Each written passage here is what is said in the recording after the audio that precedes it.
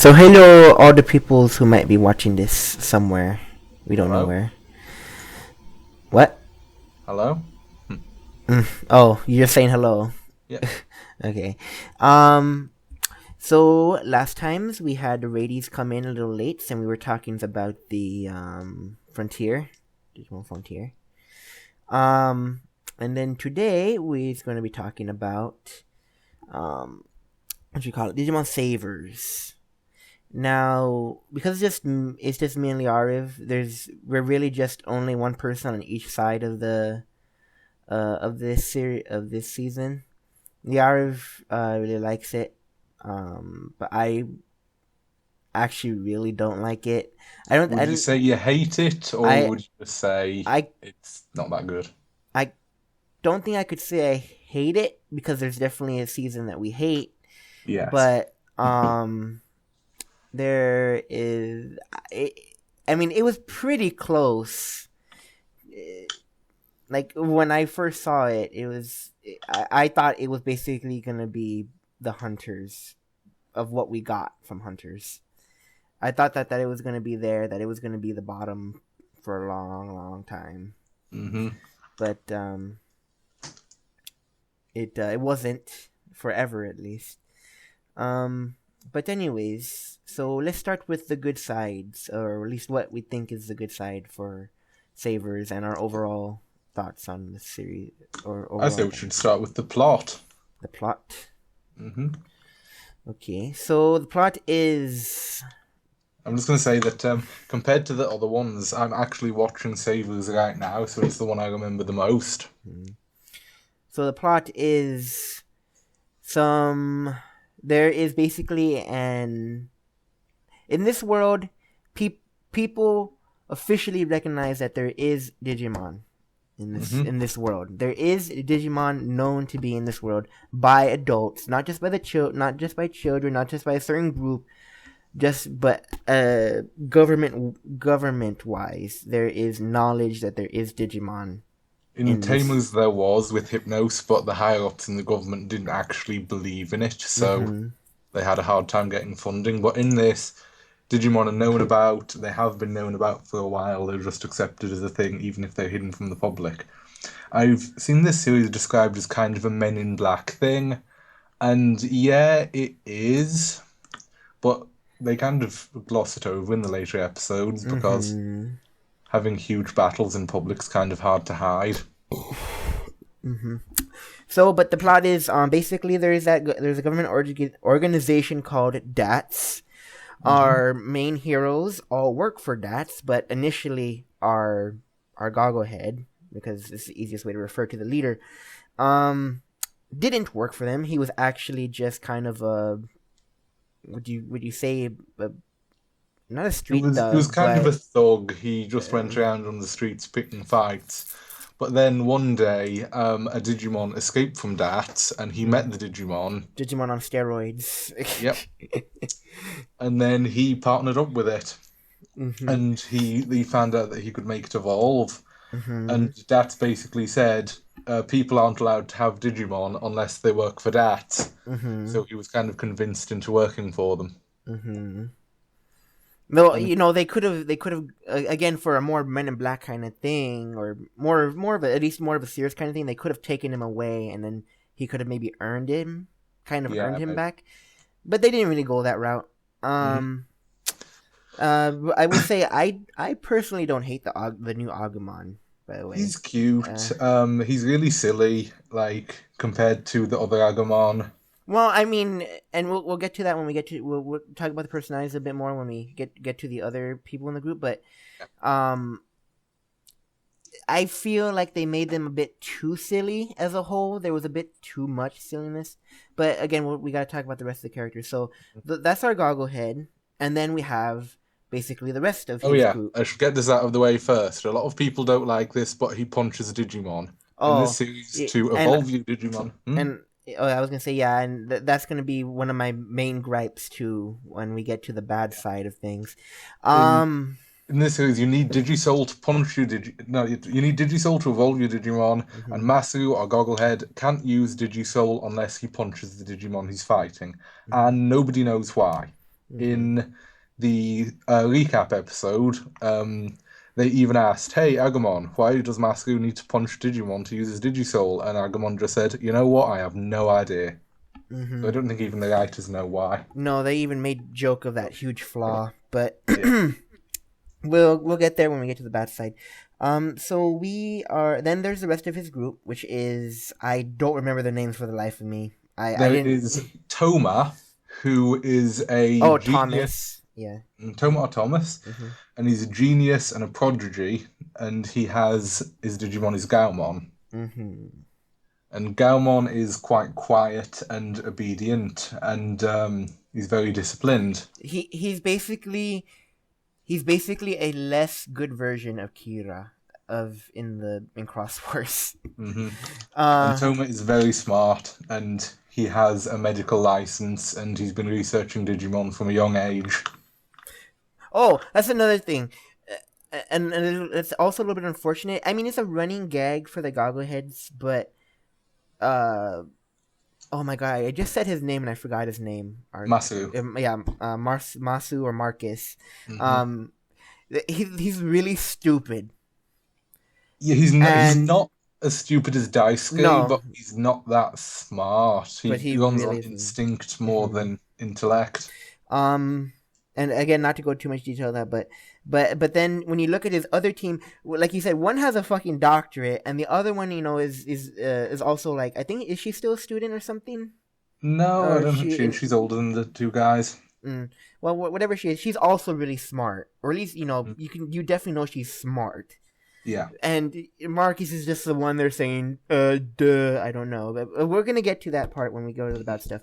But so he's stuck with the cliche of being the dumb gogglehead. Hmm. Um, so and then we have the one that comes in a Uh, little later, the yeah, child. well, the one Um, that comes in later, there's always one that comes in later, and he's Ikuto.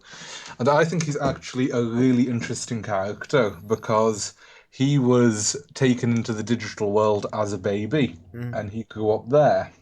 it's an interesting backstory to say the least.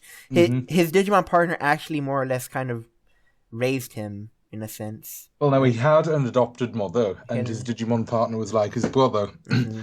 and he is convinced that he is a Digimon. At least for like 3 or 4 episodes where we really focus on him. Yeah, he grew up in the digital world, and he's convinced he's a Digimon. And his character arc is like he's not really accepted by the Digimon because he's a human, and he doesn't really fit into the human world because he was raised as a Digimon. Mhm, Sorry, mhm. and we just late he's we Oh, later find out about his parents and everything, and he is kind of annoying because he does have kind of a Tarzan speak. You hmm know, he speaks in broken English or broken and Japanese, and the yeah, Japanese and version. it does really get if you're watching the English version of this, you will understand even more because it's really grating in the English one. He In does the actually, his speech does get better as the series goes on, hmm but but it's it's still. still really grating for a long, long time. Hmm. Um. Then there's other characters.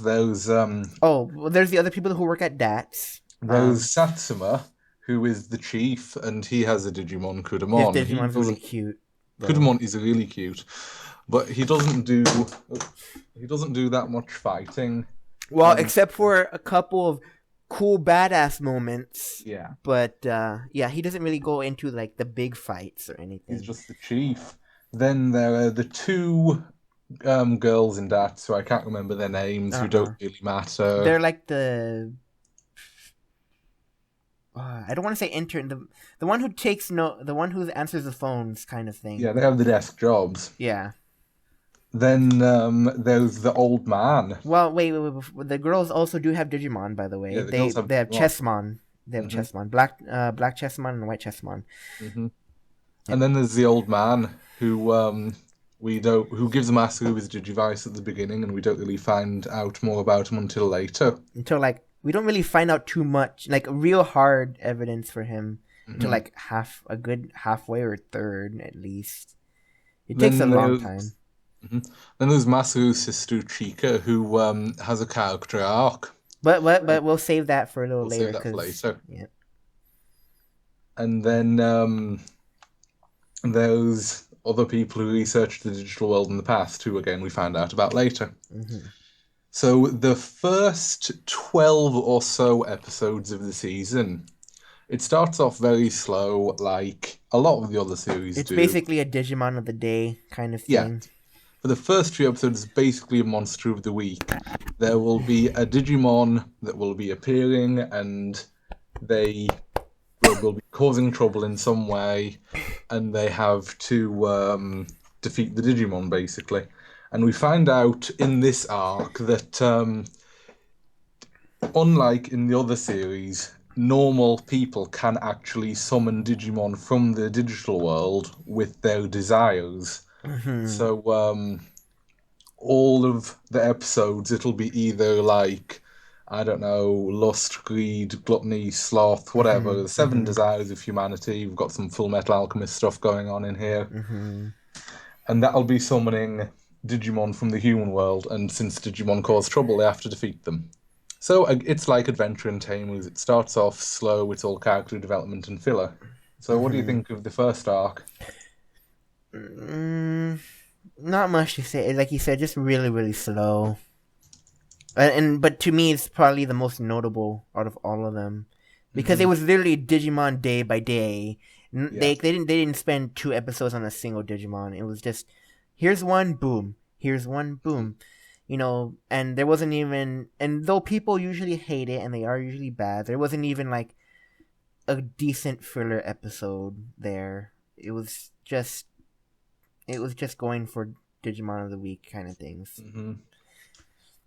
So, after about 12, 13 episodes, this changes where with they do go to the digital world once during that arc, and yeah, it's going to the digital Oh, world isn't a big deal, huh? yeah. No, I was gonna say it's not a big deal to them, but it's because in the other series, it's played off as this. It's meant to be this huge experience to be able to go there, and again, not to say too much on it because at the end, it's basically the second half of this thing is gonna be us explaining the good and the bad. Yeah. But it's made so simplistic and basically meaningless in this series, but we'll Well, get it's not to being that. meaningless. It's not as meaningless as it was in Zero Two, where you could just come and go as you please. So in Tamers, when they went to the digital world, there was no guarantee they would even be able to get back. But in this, there is a portal to the digital world in that they can put them in and bring them out. So it's not that much of a big deal. But of course, we find out later in the series that people have been going to the digital world for years. But so yeah, they went to the digital world one time in their first arc. It wasn't really a big deal. They defeated Digimon, but then the main plot kicks off when a Digi egg comes from the digital world and it comes to Masaru's sister. Now, it's established that if a Digi egg comes to the real world, then it will be a partner Digimon for someone. Mm-hmm. So, Oh, and by the we way, find did we I don't remember. Did they say why Agumon was in there like locked up for in the first place? because his Digi egg appeared and they got to it before Masaru did.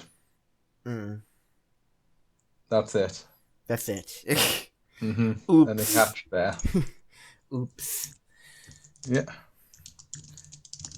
And then they had the whole Ex Machina moment. Oh, I just happened to find my tamer in this one location I happen to be running towards. I do like that bit in the first episode where Yoshino says, we have to detain Agumon. He's dangerous. He beat up 14 students. And Masaru just says, no, that was me. No, yeah, that was me. Sorry. And Yeah. also, too, they do fight, which is another funny moment. It's the first episode. They do fight, and that's how they kind of make their bond in the first place. That's kind of funny. So anyway, yeah. Digi-Egg comes from the digital world, and his sister gets it, and it is Piamon, who was a Digimon in the first series. And I can't remember exactly what happens, but like Falcomon, which is Ikuto's partner, comes from the digital world to try and take Piemon back, but Piemon wants to stay with Chica Mm-hmm. because it's her, you know, he is her Digimon. Mm-hmm. And then Masaru fist fights with Piemon, which is a hilarious scene. Well, And yeah, he always does that though with yeah, everyone basically. but then Mercurymon, which is different from the one in Frontier, comes to the real world to try and bring Piemon back, and then Piemon dies and goes back to an egg. Mm-hmm. And then Well, so he didn't really die. He just got turned into an egg. yeah, and it's okay. So it's a rule in Savory. This isn't in any other series where, well, it is another series that when Digimon die, they go back to being eggs. But in Savories only, exposure to Digisoul will cause a Digimon to keep its memories after being turned into an egg. Well, you say that, but then too, there's a Patamon in the first series, so Well, yeah, so maybe that, and Wormmon in the second series as well, yeah, so and maybe that does Wormmon apply. too. Yeah. So, Piamon hatches in the digital world, but can still remember Chica, but she's kind of insane for some reason. And then goes to the real world, and then Masaru fights it and they beat it. But why did they go to the digital world? I guess it was to To defeat to do Mukuri. yeah, they went to defeat him. Yeah. Because they thought he was gonna keep like messing around with the human world and keep sending Digimon like Hawkmon. Um, but of course we find out that's not true. If Yeah. anything, him being alive kind of was protecting that area of Digimon. Um, and then when he actually dies, would you say that that's where basically the third part would take off then? Who, Mukurimon? Yeah, after he dies, Does he die? he does die. He gets shot. Remember? I thought that was Sabuliamon, but we'll get to that. Well, So Saber, they they all die eventually, but Makunimon was the one he had to kill because he was the one protecting everyone. So we'll get to that, but then they go to the digital world, and here it's like adventure.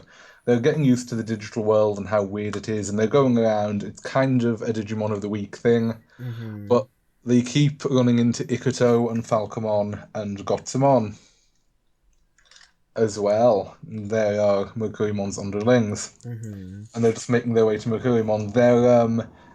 Their beacon that they brought with them was destroyed in a fight, so they couldn't get back unless they used Mercurimon's portal, so they needed to find him. Yep. So they were traveling through the digital world. Not a lot happened. They were fighting with Ikuto and Falcomon, Mm-hmm. but they had to team up when Ikuto and Yoshino got sick. They had to team up to get to the antidote. Mm-hmm. Meanwhile, all of the Digimon are evolving to their perfect levels for the first time. Again, it's very Adventure 1. But then they get to Mukurimon and they meet the old man who gave Masu his Digivice at the beginning, and we find out that he is the chief of DAT, What? the old man with the Oh yeah, yeah. Digivice. Mm-hmm. And then they go back to the human world and they take Ikuto with them. And then they're back in the human world, and this is actually where I've watched up to, so my memory might be a bit fuzzy from here on out. Mm-hmm. So then they found out that 10 years ago, a team went to explore the digital world when it was first discovered. Mm-hmm. And the older members of Datsu on this team, and Masu's father also was. Mm-hmm. So we find out that Masu and his sister both got Digimon because their dad was involved with the Digimon. Mm-hmm. I should And mention, but that's another huge thing for later on too. yeah, I should mention that Masu's dad is not in the picture. It's not explained where he's gone yet, but he's missing. Mm-hmm.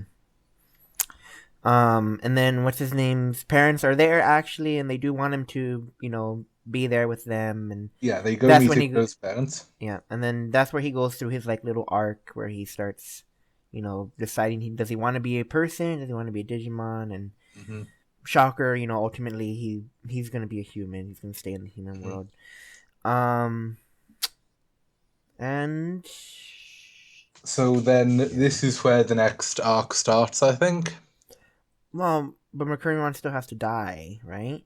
Yeah, so Mercurimon and I think Saberliamon Yeah, come into the human world because we find out that in the past the humans attacked the Digimon and tried to well, wipe them out. they're supposed to be like two big chiefy kind of or warlord kind of people, right? Was there someone else? I don't know I thought either. there was three. But the only reason they were going after the humans is Hmm. because the humans attacked them years ago. Yeah, yeah. And we find out basically that one of the people who'd been on the research team 10 years ago had he has developed Gizamon, which is an artificial Digimon that has anti-Digimon weaponry that can kill other Digimon. Actually kill other Digimon. Actually kill them, not just bring them back to an egg. Well, actually, they turn into an egg, but their egg gets deleted. Yeah. So he wants to wipe out the Digimon because he thinks they're a threat. And he and so they go between the human world and the digital world, um, trying to save the Digimon and trying to oppose the guy who wants to wipe them out. This is around the point where Bancho Leomon shows up. Yeah, about right now. That's when he Hmm. would be showing up, and he's a whole nother pot of stuff too. The To be Leo. honest, I saw the twist about Bancho Leomon coming. Yeah, but again, we'll make the real main points at the end. Hmm. Um, so then Bancho Leomon comes in about this time. Murukimon and Saber Leomon eventually get shot and died, and then Hmm. after he basically takes out the leaders of everyone. He basically wants to take control of everything afterwards, or at Oh, I least should have. or at least he keeps going on destroying everything, even though he basically took out the only Digimon that really could be threats to them Yeah. or actively actually hated humans. But So, he's just making Digimon hate humans more and radicalizing them. But I should say now that his minions are Bio Digimon, which are people who have been genetically modified or whatever, been surgically modified so that they can transform into Digimon. And it's just making fun of Digimon Frontier. And it's mm, quite funny. yeah. But on the subject too of his Karada, by the way, at least in the English one, his name is Karada. I think it is in the Japanese version too. Um, the artificial one, like his little Star Wars drone thing, looking things. Gizamon? Yeah, his drone looking things. They're not really like you can't even particularly call them artificial Digimon. They're literally just robots with Yeah. anti Digimon lasers. They are literally just robots. Calling them artificial Digimon is like isn't a thing really. They're That's what just he called them, robots. but they were just weapons, really. Mm-hmm. Um. So then there's fight, fight, fight. We gotta stop him. Fight, fight, Hmm. fight. Um. And then after they After event. quite a bit of that, he gets Belphamon. Mm-hmm. I don't really remember how When he he got he Belphamon, but he I don't think he gets him. Like, doesn't he end up somehow triggering him though to come he out? he like has him in a tank or something and needs to do something to wake him up. Mm-hmm. But we'll say Buffamon, the little one, is really cute when he's just Yes. asleep. Um. So then after that, basically, he kind of turns to that in order to. I mean, but at that point, is he really trying to destroy Digimon? He's more or less getting revenge when he's trying to awaken Belphamon. Like, you're kind of you're kind of going against what you said. I want to destroy Digimon, but oh look, I'm gonna use a Digimon. Like, I guess he wants to use Belboy the Digimon because Belphamon's supposed to be really powerful. yeah, he is, but I mean, you're using the thing you say you hate, and the thing that we're Yeah. gonna learn later about Balfamon is that he don't care what you want. He wants to destroy everything, more or less. Mm. So, isn't it that he ends up fusing with him or some crap, right? Yeah, And he biomerges with Belphamon to get it into the rage mode, and then it's really powerful. Mm-hmm. And then I think they do eventually defeat Belphamon Mm-hmm. by using burst mode. The one, if I have to say one good thing about Hmm. uh Savers, is that the Mega Evolutions are amazing. They are. The designs and the sequences are amazing. Hmm. So in Savers, there is a thing, a burst mode, which is just getting them ultimate level and making it even more powerful. And so it's very hard to do. Apparently, they did try to do it once before, but it destroyed their Digivices and they had to get them repaired. Mm-hmm. They had to get new ones, Yeah, they had to right? get new ones. So Masu uses burst mode to take out Belphamon, but it's such a double-edged sword that his Agumon dies in the process Boop. somehow. And so then Belphamon's defeated and Agumon's dead. But I don't know, there was something with Belphamon that he tried to go through the portal to the digital world, I think, but it was so big it tore open the barrier between the human world and the digital world entirely. So then they both existed in the same space as two planets, and the two planets were going to crash into each other. And this is the point where the Royal Knights show up, which was in the X Evolution movie, which we mentioned earlier. Mm-hmm. Mm-hmm. Time for MacGuffins. And the Royal Knights are under Yggdrasil, which is like the quote unquote god of the digital world. Well, he's supposed to be like the heart and core of the digital world. Yeah. And they kind of, when we get to it too, it's kind of a thing in Try too. It's literally at the beginning, you can kind of see that concept there. There as actually like a heart of the digital world. We Yeah. haven't actually seen that in Try yet, but they explicitly state it in this. And then too, we'll talk about another thing too when we get to Hunters about that. Hmm. But anyway, the rest of the series is pretty much the Royal Knights and Yggdrasil fighting against the humans because, well, what Yggdrasil wants is he wants to destroy the human world so the digital world has nothing to crash into, which is completely understandable, you know. A bit of a dickish move, but It's a dick move, but it's understandable why he wants to do it.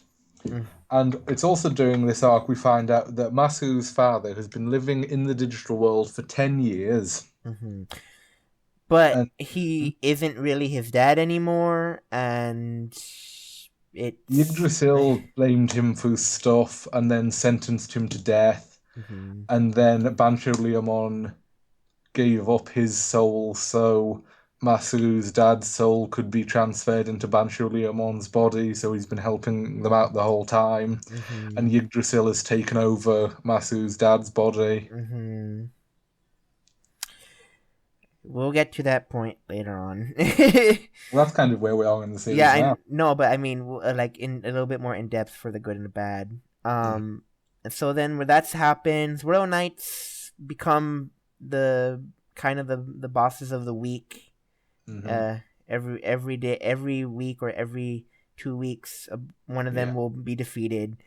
Um, I think two of them or three of them actually get wiped out at once one time. They don't Um, defeat all of them either. no. Um, but and also too, just to say as a point right now, it's actually kind of sad to see the Royal Knights the way they are in this series because they were only touched upon before in the previous seasons. And an X Um, Evolution. yeah, and in X Evolutions, because they were only touched upon, fans were able to kind of give them some like their own little. They gave them their own personalities and ideas and things like that, and fans really enjoyed kind of messing around with them. Hmm. And when they actually showed up here, and they were kind of basically, you know, just kind of following the rules, it kind of made them, eh. Yeah. But they were better than they were in Frontier, but still not great. Yeah. So after the Ronas are defeated, and then even then not quite all of them, Um, we have a little arc where Ryomon is, remembering his crap, and then he ends up digivolving, um, for Marcus's sister. Oh yeah, Uh, Paimon does come back, but he doesn't remember Masu's sister, but eventually he does. mhm, And then he evolves from a hog. mhm. But that's not it's not that important. I don't remember No, Paimon doing much. no, he didn't do much, but I just wanted to say like there's that little thing going on there in the background, and then eventually we get to the giant god fight, basically. Yep. And then Masu punches Yggdrasil to death, but of course you can't kill him because he's a god. But He basically, what was the explanation? I think they said like he got reformatted or some crap, yeah, and they basically hit the reset button. and Um, somehow it closed the portal between the two worlds, and Masu got his dad back, and then at the very end of the series, because at the end of all the series, the portal closes between the human world and the digital world, so you can't go back and forth anymore. mm, At the very end of the series, Masu goes to live with the Digimon. yeah. Dun dun dun. And meanwhile, Toma's sister, who we didn't even mention. No, but well because other than Toma's arc, well, you can mention that when we get to the good parts actually, because Mhm. that is something a bit special there. But so yeah, there we haven't mentioned her quite yet. Um, so but as a whole, that's basically Savers as a whole right there. Mhm. That's basically everything. Um, so I'm gonna break this part off, so then we can get to the finding the good and the bad, Mhm. because What we like it and dislike about it. no, just yeah, basically what we like and dislike about it. Because this season is really, this is either for some people they really love it, Mhm. but for the majority of people, but then there's the rest of people either right out hate it or they just think it's really bad. Mhm. Um, there's not really people who think it's kind of good. It's either it's bad, you hate it, or you really like it. Yeah. Um, so we're gonna take the pause right now so I can break this up, and then we'll go to our likes and our dislikes.